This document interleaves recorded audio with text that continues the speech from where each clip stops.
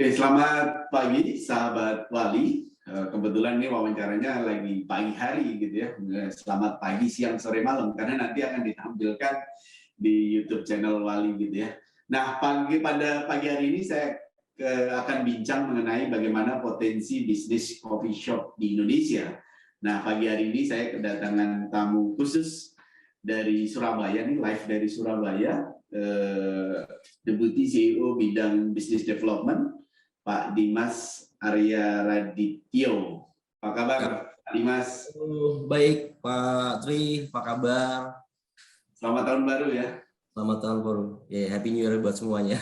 Happy New Year buat semuanya. Mudah-mudahan di tahun 2022 ini bisnis waralaba, lisensi, dan opportunity di Indonesia semakin marak kembali gitu ya. Terlebih awal tahun ini kita tahu bahwa pandemi sudah mulai turun gitu ya, dan akhir tahun 2020 pameran offline atau pameran waralaba juga sudah mulai diselenggarakan. Kita berharap di 2022 potensi bisnis semakin meningkat gitu ya. Nah, terlebih bisnis coffee shop di Indonesia kita lihat berbagai brand, baik brand nasional maupun brand internasional juga menyemarakkan market di Indonesia gitu ya. Kita pengen bincang lebih dalam mengenai potensi bisnis coffee shop di Indonesia.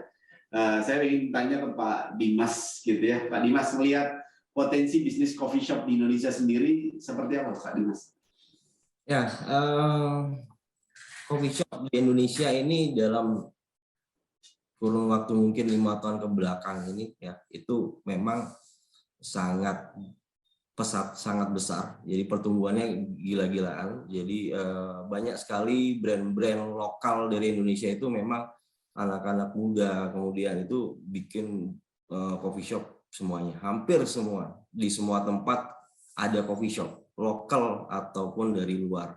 Jadi potensi pasarnya tetap masih ada dari coffee shop ini karena memang segmennya beragam dari mulai atas sampai bawah. Semuanya dicari.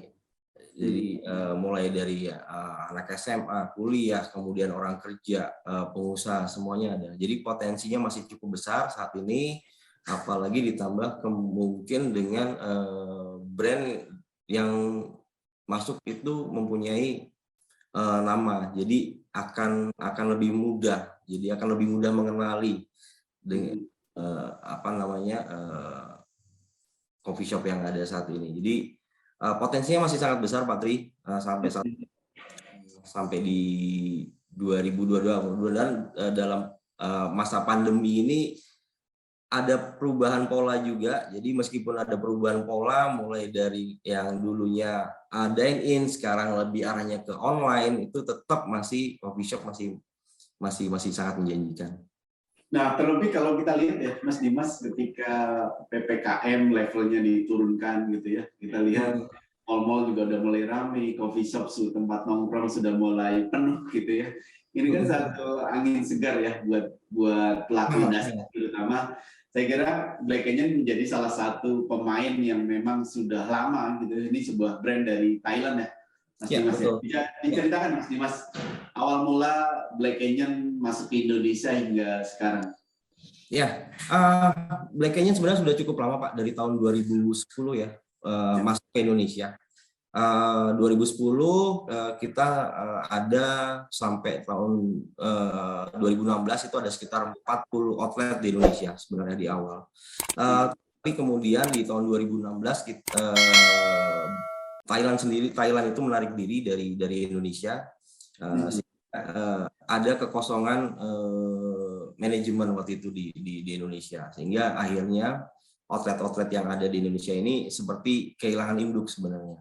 Nah, awal 2020 sebelum pandemi, sebenarnya kami memang masih grup kami Bojana Cipta Hita itu mencoba untuk mengembalikan Black Canyon. Karena apa? Black Canyon ini secara segmen, kemudian secara omset dan segala macamnya itu cukup baik, reportnya cukup baik, sangat baik kalau dibilang. Tapi memang ada mungkin beberapa yang harus diperbaiki ya. Akhirnya kemudian tahun 2021 di tengah-tengah pandemi PT Bojana BCI ini bisa dibilang kami memberanikan diri untuk mengambil alih master franchise untuk Indonesia. Oke. Dengan demikian akhirnya yang kami lakukan adalah Reborn. Yang dikenal oleh Black Canyon saat ini adalah Black Canyon Reborn. Kami harus melakukan sesuatu yang baru di 2021. Perubahan semuanya dari mulai manajemen, mulai dari tim produk, tim promo, kemudian business development kami rubah semua. Sebagian memang masih memakai tim lama, tim yang arwah awal dari Black Canyon. Tapi memang saat ini kita sudah menyesuaikan diri dengan tren yang baru sekarang. Nah, di tahun 2021 target kami adalah mengembalikan outlet pertama kita, flagship store kita. Kita sudah buka kemarin di Surabaya di bulan September kemarin, outlet pertama, dan pertepatan sebenarnya itu dengan Delta, pandemi Delta, dan itu memang iya, pandemi Delta. Kemudian ya akhirnya kita agak mundur sedikit dari jadwal kita opening. Sampai saat ini di 3 bulan di awal ternyata responnya masih cukup baik, sangat baik, malah dibilang sangat baik. Orang-orang lama, customer kami yang lama ternyata cukup banyak yang merindukan Black Canyon ini Pak Tri. Jadi kita coba untuk tapi perlu perbaikan, banyak perbaikan, kami tetap ada perbaikan segala macamnya. Di bulan Desember kita buka outlet kedua nih di Nindya Karya Jakarta. Untuk di tahun 2022 kita akan berekspansi untuk yang lebih masif lagi. Mungkin saat ini seperti itu sih Pak kondisinya sekarang. Oke, menarik. Apa yang membedakan Black Canyon sebelumnya dengan yang sekarang nih, Mas Dimas? Ya,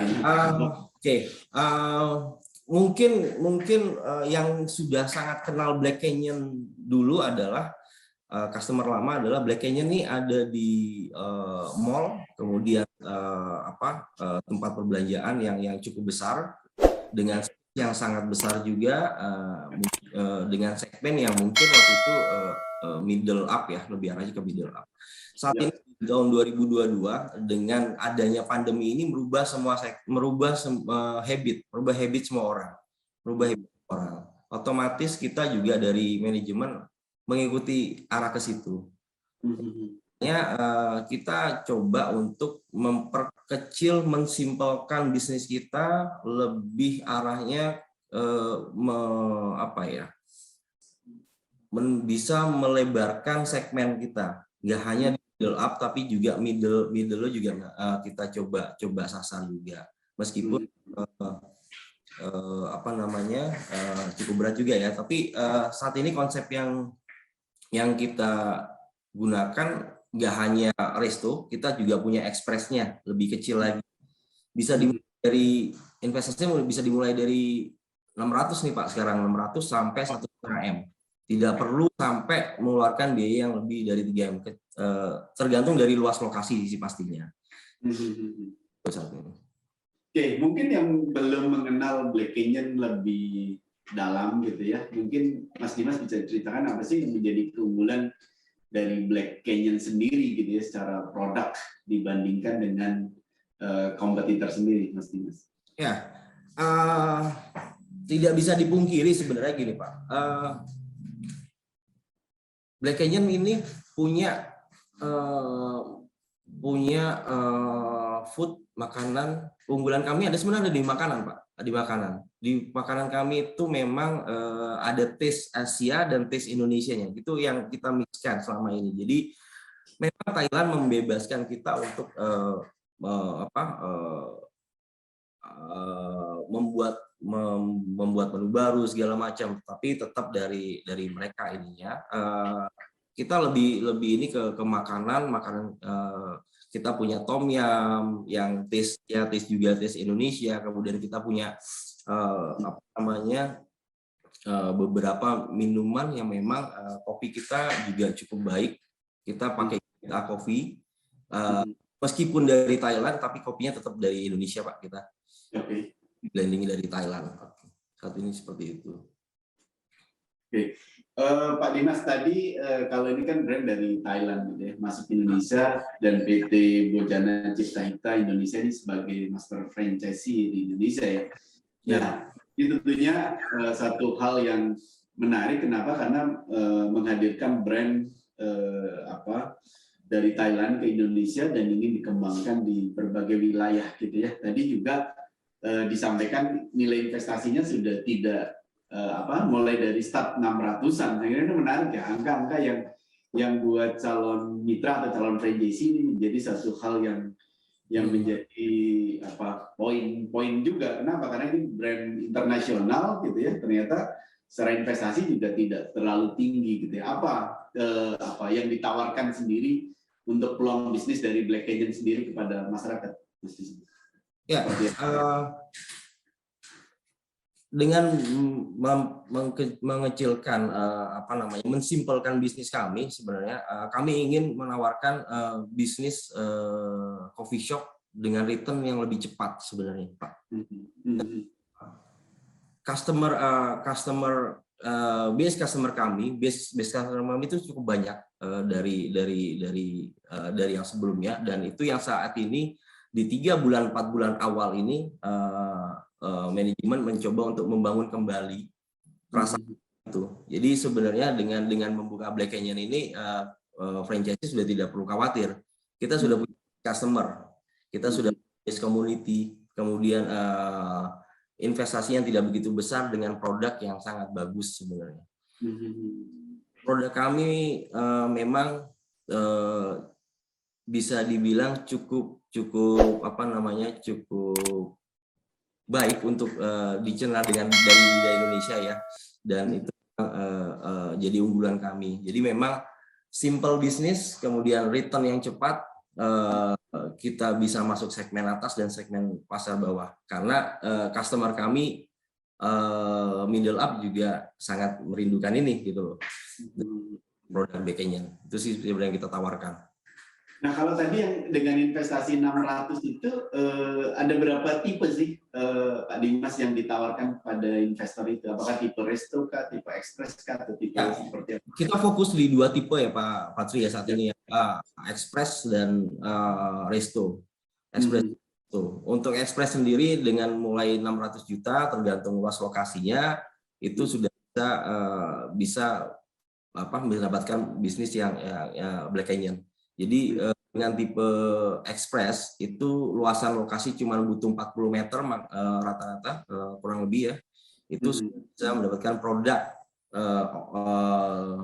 Black Canyon. Tapi Black Canyon Express ini kita memang arahnya ke take away, lebih arahnya ke take away dan online sebenarnya.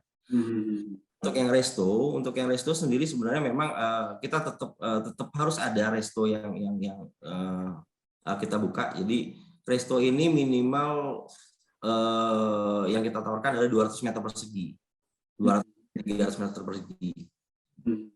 Jadi good product, good service untuk yang metro. Jadi ya, kalau yang express kita tidak pakai service, kita online, kita take away, itu aja dengan simple produk dan simple investasi. Kalau secara lokasi itu lebih cocok apakah di mall kah, ataukah di ruko kah, ataukah di perkantoran dan lain sebagainya? Saat ini memang karena kondisi pandemi dalam 2 tahun terakhir memang kita tidak bisa memungkiri kondisi di luar dari area, di luar dari mall itu menurut kami lebih potensial. Jadi memang sangat menyarankan lokasi itu ada di luar dari mall.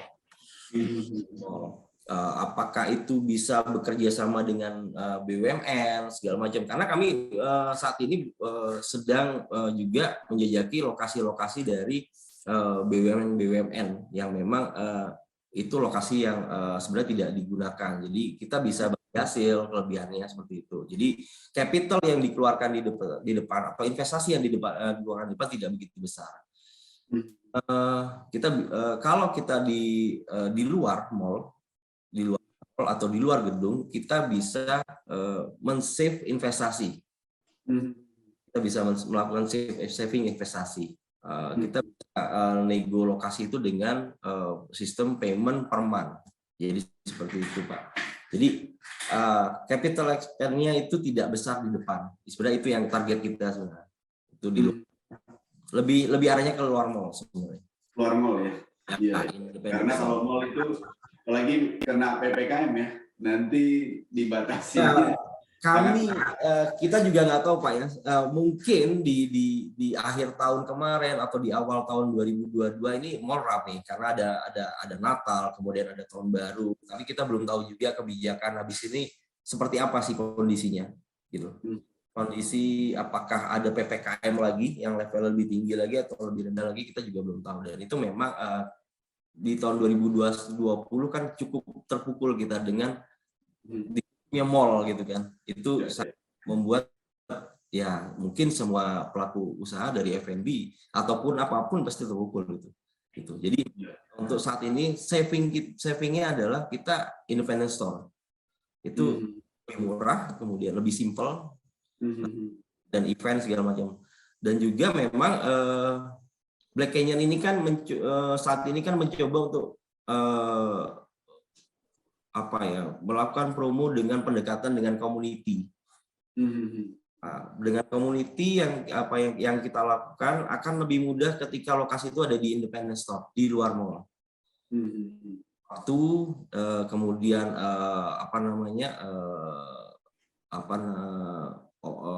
pengunjungnya juga lebih mudah diatur berapa orang segala macamnya. Jadi saat ini lebih menguntungkan untuk dibuka di independent store, Pak. Independent store ya. Oke. Mas Dimas, di tahun 2002 ini juga kan tahun yang boleh dibilang secara situasi jauh lebih baik ya dibanding 2020, 2021 gitu ya. Sekarang vaksin sudah mayoritas penduduk Indonesia sudah divaksin, dan juga tadi ya dengan adanya Peduli Lindungi juga sangat membantu gitu ya pelaku usaha gitu ya. Nah, kalau secara target sendiri gitu ya, melihat situasi yang mulai membaik gitu ya, secara target pertumbuhan dari Black Canyon sendiri di 2022 seperti apa, Mas Dimas? Setelah kita buka flagship store dan store mitra pertama di tahun 2021, memang target di 2002 dengan membaiknya ekonomi, membaiknya corona, target kita pastinya jauh lebih besar, Pak. Saat tahun 2022 setelah kita kemarin melakukan annual meeting, kita akan buka sekitar 15 outlet di tahun 2022. Baik itu punya manajemen, on store atau franchise. Di kuartal awal akan kita genjot, insya Allah kita akan buka 5 outlet di 4 bulan pertama nanti. Kita fokuskan di Jakarta dan Surabaya saat ini. Oke, berarti Pak akan fokus di Jakarta dan Surabaya untuk tahun ini ya? Tahun ini, Pak. Ya. Nah, kalau melihat dengan target seperti itu gitu ya, nah pola yang dikerjasamakan itu seperti apa sih? Apakah ini dioperate oleh pihak mitra kah atau franchise gitu atau dioperate oleh pihak manajemen dari Black?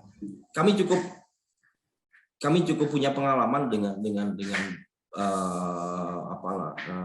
outlet kami terdahulu, dan habit dari mungkin orang-orang Indonesia yang mungkin sibuk ya. Jadi saat ini memang semua outlet Black Canyon yang kami franchise-kan adalah full operated by management. Di operation per day sampai dengan promosi juga kita akan lakukan dari pusat. Jadi franchisee hanya menerima laporan saja, pertumbuhan gerainya, rapotnya gerai seperti apa, kemudian pencapaiannya seperti apa, returnnya sampai di mana, itu akan kita tetap laporkan per month. Jadi nggak usah khawatir. Jadi memang mereka tetap bisa akan mengecek sales by day, per day, itu akan bisa cek, dan pastinya tetap report per month akan tetap yang kami yang akan buat. Jadi fokus kami adalah full operated by kami dari pusat, dari manajemen. Karena apa? Supaya kami menginginkan franchisee yang gabung di Black Canyon memperoleh hasil maksimal, return yang cepat, return yang sesuai dengan analisa projection. Itu sih Pak dari pengalaman. Nah ini kan memudahkan buat franchisee ya, karena operate by pihak pusat ya, artinya tidak terlalu merepotkan. Terlebih mereka yang punya uang, pengen punya bisnis tapi nggak mau operate ya. Ini menjadi salah satu solusi juga buat mereka yang akan berbisnis gitu ya. Nah kalau dari sisi untuk meminimalkan risiko sendiri, Pak Dimas, kira-kira apa yang dilakukan oleh Black Canyon supaya mitra juga safe terhadap investasi yang ditawarkan? Ya,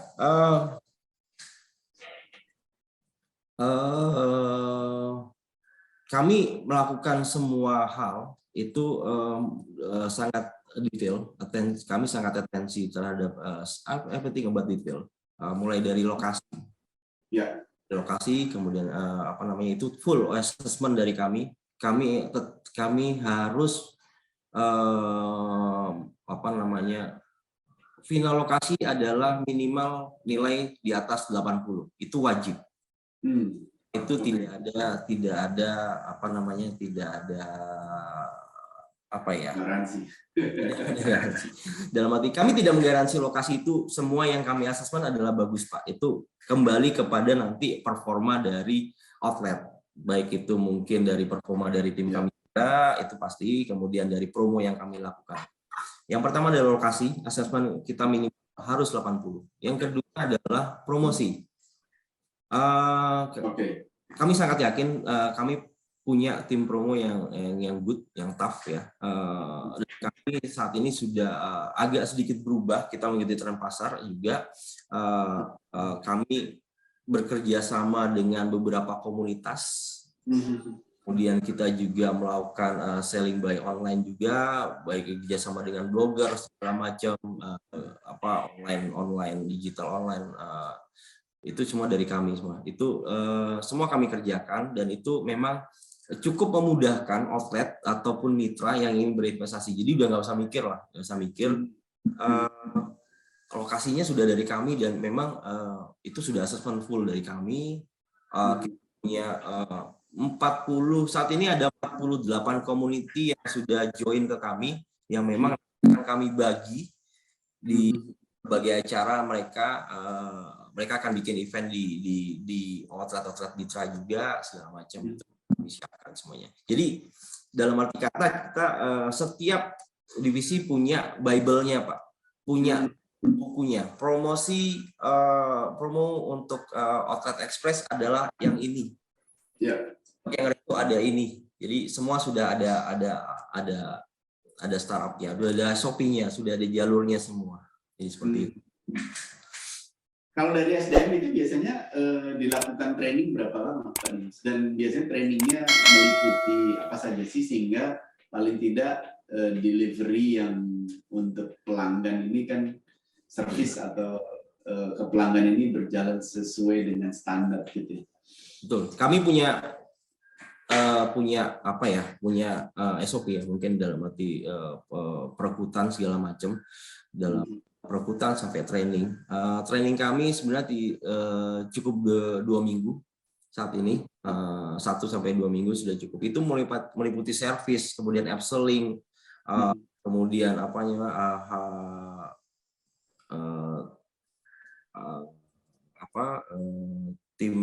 teamwork, itu semua sudah meliputi semua. Kemudian sales juga kami ajarkan semuanya, kami training semuanya, termasuk juga karena gini, di outlet itu nanti itu ada tim sales sendiri, tim sales dan tim promo sendiri setiap outlet. Jadi leader yang leader di setiap outlet itu berfungsi juga sebagai tim promo dan tim sales juga. Seperti itu Pak. Ya, artinya sebelum outlet itu dibuka tadi ya, ini kan juga mulai dari pembelian lokasi yang memang punya standar tertentu gitu ya, ada juga training gitu ya, dan juga untuk memitigasi risiko tentunya dengan berbagai kegiatan promosi tadi yang dilakukan oleh Black Canyon gitu ya. Nah, kalau secara riset sendiri, Pak Dimas, itu kan per bulan. Apakah per bulan itu termasuk satu dari sisi laporan kah atau termasuk keuntungannya yang ditransfer kepada mitra? Ya, jadi sebenarnya gini Pak, keuntungan dari setiap outlet per bulan tetap masuknya adalah ke mitra, tetap. Jadi kita kan hanya dari pusat kita ada royalti sekitar 7% tetap, dan ada manajemen 7% Pak royalti kita. Oke. Kemudian ada manajemen fee. Manajemen fee itu sekitar 5%. Jadi dua hal itu yang memang langsung nanti dipotongkan dari omset ya, dari omset. Jadi semua sales, net profit segala macam tetap masuknya adalah ke franchisee, ke mitra. Berarti tadi kalau manajemen fee dan royalti tadi 7 plus 5 tadi ya? Jadi manajemen fee 5, royalti 7 ya, Pak Dimas ya? Ya. Nah, setelah itu keuntungan milik pihak mitra ya? Milik mitra semuanya, ya, milik mitra semuanya. Jadi dan kami jelas memang bagaimana mitra ini returnnya lebih cepat dulu nih, lebih cepat kembali. Supaya outlet juga sehat gitu, outlet juga sehat karena kami juga full supported di situ, full support. Jadi tidak pas. Jadi mitra nggak usah khawatir, kalaupun ini mungkin sales itu tidak akan sama terus, pasti ada naik turun segala macam. Tapi itu pastinya nanti akan ada yang mikirin gitu Pak. Kalau operated by kita, operation by kita tuh mulai dari promonya segala macam itu sudah ada ininya, sudah dia mikirin gitu. Nah, kalau tadi mereka dengan berbagai keunggulan yang tadi disampaikan gitu ya, apa sih kalau mitra akan join, syaratnya itu seperti apa, Pak Dimas, yang ditetapkan oleh pihak Black Canyon sendiri? Ya, kami ada memang kalau syarat sih memang sebenarnya standar ya, ada beberapa syarat yang pasti mitra kita itu juga ada passion juga di bisnis ini. Gitu. Ada passion juga, kemudian juga kalau punya lokasi yang bagus juga ya itu juga syarat utama juga sih. Kita tidak selalu mesti harus mencarikan lokasi, tapi kalau mitra punya lokasi good, oke, ke kami. Yang ketiga ya pasti mempunyai investasi yang cukup untuk menjalankan outlet ini. Hanya investasi di depan, tapi kemudian juga ada working capital-nya, kemudian operation-nya, permannya juga nanti itu wajib ya. Cukup mudah sebenarnya sih Pak Patri. Iya. Kontraknya berapa lama Pak Dimas? Nah, ini menarik nih Pak, kontrak ini Pak. Sebenarnya untuk kontrak sebenarnya kita agak lama sedikit ini Pak. Kita sampai di 7 tahun kontraknya dengan 7 tahun. 7 tahun bisa memakai brand Black Canyon. Dengan target kami sebenarnya adalah di 28 bulan itu sudah return. Jadi sisanya bisa dinikmati sama franchisee untuk itu. Kami berharap sih sebenarnya dengan 28 bulan mitra juga akan menambah outlet juga, hanya satu outlet gitu, bisa punya 2 atau 3. Jadi ya kontraknya kita lamain lah. Itu poin plusnya juga buat para mitra juga yang join.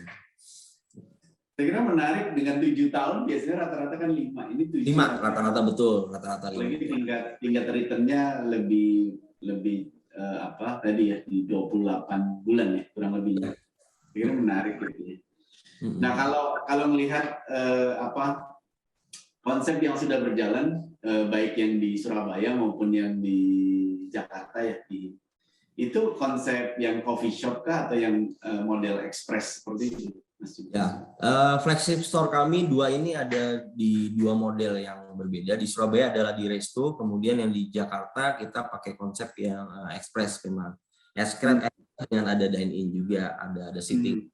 Ada sitting juga. Ya, dua outlet ini ya adalah yang mewakili bahwa this is a new Black Canyon gitu loh. Ini new Black Canyon yang baru. Jadi apa namanya, dan alhamdulillah dalam perkembangannya meskipun sempat terkena pandemi Delta waktu itu yang kita growth untuk saat ini sampai di akhir 2021 dengan dua outlet ini sih Pak. Nah, terakhir Mas Dimas, ketika calon investor atau calon mitra tertarik dengan Black Canyon, ini kan mereka pasti menyiapkan sejumlah dana tertentu, lokasi dan lain sebagainya gitu. Apa kewajiban lain selain itu? Yang pasti gini Pak, kita harus satu visi, franchisee harus satu visi, mitra harus satu visi dengan kami. Karena kita ini nanti partner yang cukup lama, sekitar 7 tahun. Ya. 7 tahun. Ya, ada satu hal lagi, kami ada namanya meeting agreement. Agreement. Jadi meeting agreement adalah hal yang penting di awal sebelum kita melanjutkan untuk bekerja sama. Meeting ini adalah meeting di mana kita bisa melihat karakter masing-masing, mulai dari franchisee dan franchiser. Dari kami bisa melihat franchisee, kemudian franchise juga bisa melihat kami seperti apa, kesungguhan kami seperti apa. Kami juga bisa melihat bahwa apakah benar mereka satu visi dengan kami, misinya sama segala macam. Ini penting banget di meeting agreement ini. Jadi akan ditentukan bahwa kita akan berpartner atau tidak di meeting agreement ini, seperti itu. Mungkin banyak brand yang tidak melakukan ini gitu. Itu padahal ini penting banget Pak. Pasal-pasal apa yang dilakukan, kewajiban apa yang dilakukan franchisee, kewajiban apa yang dilakukan franchiser, kemudian hak dan kewajibannya ya, itu sangat penting untuk dipahami. Kadang-kadang ada yang paham, ada yang tidak paham Pak. Meskipun kayaknya sederhana sih, tapi itu sangat penting gitu loh. Harus paham dulu nih di depan. Gampangannya adalah kita gontok-gontokan di depan dulu nih. Dapat chemistry-nya untuk 7 tahun ke depan ini, itu sih. Karena kita cukup lama nih kita kerjasamanya nih, partnernya nih. Jangan sampai nanti tengah jalan ada hal-hal yang mungkin sebenarnya sudah dijelaskan semua. SOP-nya sudah jelas, kemudian alurnya juga sudah jelas, tapi kita jadi salah paham segala macam. Itu yang nantinya akan membuat rusak sebuah kerjasama sih menurut saya seperti itu. Itu pengalaman dari kami sih Pak. Menarik, artinya sebelum kita memilih gitu ya, kita harus tahu satu sama lain gitu ya, dan juga pasal per pasal perlu diperhatikan supaya paling tidak ketika kita berjodoh gitu ya, paling tidak kita paham 7 tahun ke depan itu paling tidak hak dan kewajiban kita apa di dalam klausul-klausul perjanjian itu ya, Mas Dimas ya. Betul sekali. Terakhir saya kira tips sukses untuk calon mitra atau calon franchisee yang ingin join, kira-kira kalau mereka mau berhasil di bisnis Black Canyon ini seperti apa? Ikutin franchiser, follow apa yang sudah menjadi rule, sudah menjadi SOP, sudah menjadi bakunya dari sebuah brand. Ikutin mereka, karena memang pengalaman itu franchiser yang punya gitu loh. Itu sih. Itu aja sih sebenarnya Pak kalau dari saya Pak. Jadi follow apa yang dilakukan oleh franchiser gitu ya. Oke, siap. Jangan keluar dari pakem. Udah itu aja. Oke, baik. Pak Dimas, thank you sudah hadir di Bincang Wali. Jadi sahabat Wali, bahwa ketika ingin memilih suatu usaha waralaba yang perlu diperhatikan tadi, satu adalah brand, tentunya sangat penting karena kita membeli suatu track record, suatu kesuksesan yang sudah dimiliki oleh pihak franchise. Yang kedua adalah mengikuti standar yang sudah dibakukan oleh pihak franchisor. Ini menjadi satu hal yang penting. Kenapa? Karena tingkat keberhasilan ketika kita menduplikasi suatu bisnis, tentunya kita harus duplikasi juga cara-cara mereka, dan juga kita harus mengikuti cara yang dilakukan, baik dari mulai lokasi, training pegawai gitu ya, pelayanan, promosi dan lain sebagainya. Saya kira itu suatu hal menarik. Yang ketiga tentunya untuk meyakinkan diri kita untuk memilih suatu bisnis, kita perlu datang ke outlet gitu ya. Saya kira ini penting. Kita harus coba produknya, harus nikmati produknya, apakah kita secara taste suka atau tidak, apakah kita suka dengan bisnisnya atau tidak, ini menjadi satu hal penting. Artinya minat dan juga kemauan kita perlu gali gitu ya, supaya kita semakin confident. Ketika kita mencoba produk dari Black Canyon, kita merasa oke, merasa suka, dan kita kembali lagi beli gitu ya. Saya kira ini menjadi salah satu poin penting, karena kita terlebih akan melakukan transaksi bisnis ini cukup panjang. Yang keempat tentunya tadi ya, chemistry antara dua belah pihak, baik pihak memberi waralaba maupun pihak menerima waralaba. Saya kira harus melakukan chemistry. Saya tadi mendengar sangat baik, artinya bahwa apa yang disampaikan untuk melakukan chemistry ya kita lihat di dalam kontrak perjanjian kerjasamanya. Jadi kita harus baca satu persatu supaya kita saling memahami. Yang kelima tentunya ya, kita karena suatu bisnis tentunya ada risiko, tapi risiko itu bagaimana diminimalkan. Saya kira harus kolaborasi bersama antara franchisor dengan franchisee. Saya kira terima kasih Mas Dimas atas waktunya. Sukses untuk Black Canyon, mudah-mudahan 15 gerai tercapai. Amin. Semangat ya 2022. Salam waralaba. Terima kasih.